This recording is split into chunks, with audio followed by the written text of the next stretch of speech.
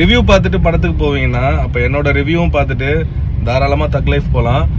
நிறைய mixed review, எல்லா இடத்துலையும் வந்து பார்த்தீங்கன்னா கம்ப்ளீட்டாக மிக்சட் ரிவ்யூ தான் இந்த படத்துக்கு. ஸோ இந்த படத்துக்கு போயிருந்தேன்.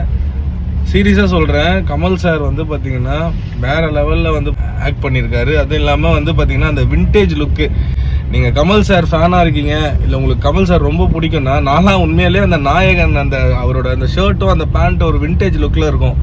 அதை பார்க்கறதுக்காகவே போனேன், ஸ்க்ரீனில் பார்க்கறதுக்காகவே. சிம்புவோட ஆக்டிங்காக இருக்கட்டும், அண்ட் கோ ஆர்டிஸ்ட் அங்கே இருந்த எல்லாருமே ரொம்ப சூப்பராக பண்ணியிருந்தாங்க.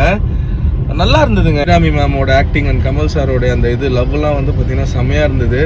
ஸோ எல்லாருமே வந்து பார்த்தீங்கன்னா கருத்து சுதந்திரம் தான். யார் வேணால் மூவியை ரிவ்யூ பண்ணலாம், யார் வேணால் சொல்லலாம், யார் வேணால் பேசலாம்.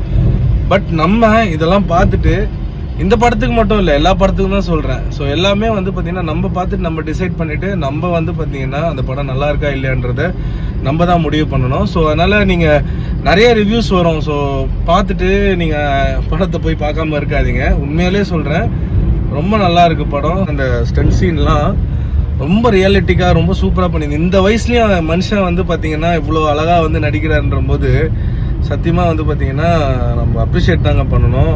அண்ட் வந்து கடைசியில் வந்து யாருமே எதிர்பார்க்காத அளவுக்கு ஒரு ட்விஸ்ட் ஒன்று வச்சுருப்பாங்க.